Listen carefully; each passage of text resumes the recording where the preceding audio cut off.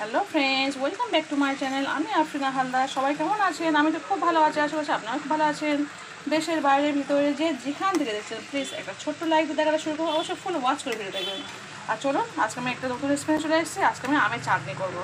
তো কীভাবে চাটনি করবো অবশ্যই দেখাবো। প্লিজ যে যেখান থেকে দেখছেন প্লিজ লাইক দিয়ে কন্টিনিউ করবেন। আপনাদের লাইক আমাদের একটা খুব গুরুত্বপূর্ণ জিনিস, কারণ আমরা প্রত্যেকে খুব কষ্ট করে ভিডিও বানান। একটা লাইক দিলে আপনাদের একটা লাইক আমাদের শেয়ারের কাজে লাগে। তো চলুন রেসিপি কীভাবে করছে আমের চাটনি দেখাবো, চলুন। হ্যালো ফ্রেন্ডস, দেখতে পাচ্ছেন আম নিয়ে নিয়েছি। তো চলুন আমের আচার বানাবো আজকে। কীভাবে বানাচ্ছি অবশ্যই দেখাবো, চলুন। হ্যালো ফ্রেন্ডস, তো দেখতে পাচ্ছেন আজকে আমি আমের চাটনি বানাবো। তো দেখতে পাচ্ছেন চারটে আমকে আমি পিস পিস করে নিয়েছি। একটা আমকে চারটে ভাগে ভাগ করে নিয়েছি। চারটে আম নিয়েছি, বেশি আম নিয়ে বেশ বড়ো সাইজের আম। তো নিয়েছি 250 গ্রাম চিনি। তো এই শুধু চিনি আর আমকে কিভাবে আমি সুস্বাদু একটা আমের চাটনি বানাবো চলুন দেখাচ্ছি। প্লিজ যে যেখানে দেখছেন লাইক দিয়ে কন্টিনিউ করুন, আর অবশ্যই ফুল ওয়াচ করে ভিডিও দেখবেন, চলুন। তো দেখতে পাচ্ছেন আমি গ্যাসে একটা কড়া বসিয়ে দিয়েছি, দিয়ে দিচ্ছি চারটে আম যে টুকরো করে গেছে সেটা দিয়ে দিলাম। এবার দিয়ে দেবো অল্প পরিমাণ জল। জলটা দিয়ে দিলাম, খুব অল্প জল দিয়েছি। তো এবার এটা সিদ্ধ হতে থাক, পরে আবার আসছে ফিরে। তো আমার যেহেতু আধো কাজো মানে অর্ধেক পেকে আছে আমার আমগুলো, সেই কারণে আমার খুব বেশি সিদ্ধ হতে লাগবে না।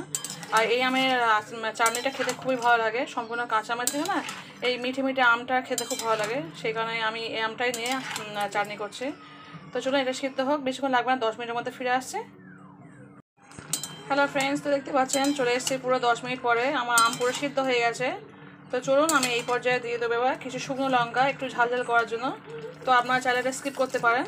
তো একটু ঝাল একটু চাটনি খাবো, সেই কারণে একটু শুকনো লঙ্কা দিয়েছি। আপনারা যদি ঝাল না খেতে চান তাহলে অবশ্যই স্কিপ করতে পারেন। তো আমার যেহেতু আমগুলো পাকা থেকে পাকা, তো সেই কারণে খুব বেশি সময় লাগেনি। 10 মিনিট আমার সম্পূর্ণ হয়নি, আমার সিদ্ধ হয়ে গেছে। তো চলুন এবার দিয়ে দেবো আমার চিনি, আর দিয়েছি হাফ চামচ লবণ, দেখতে পাচ্ছেন উপরে দিয়ে দিয়েছি। চিনিটা দিয়ে দিচ্ছি, দিয়ে ভালো করে আমি মিশিয়ে নেবো আমের সঙ্গে।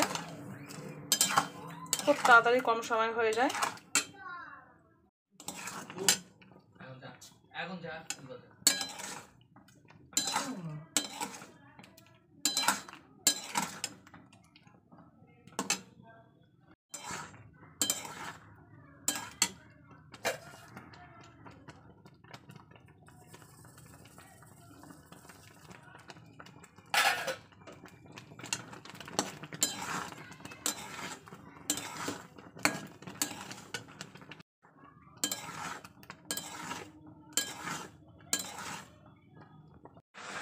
হ্যালো ফ্রেন্ডস, দেখতে পাচ্ছেন আমার আমের চাটনি সম্পূর্ণভাবে কমপ্লিট। তো কেমন হয়েছে অবশ্যই কিন্তু কমেন্ট করে বলবেন। দেখতে যেমন দারুণ হয়েছে তেমন খেতেও অসাধারণ লাগবে। আর যেহেতু ওই কাঁচা জিরার মৌরিটা আমি একটু ভেজে গুঁড়ো করে দিয়েছি, তার জন্য এই স্বাদটা না দ্বিগুণ বেড়ে যাবে। তো চলুন আমার রেসিপি কেমন হয়েছে অবশ্যই কিন্তু বলবেন। অবশ্যই বাড়িতে একবার ট্রাই করে দেখবেন, এখন আমের সিজন।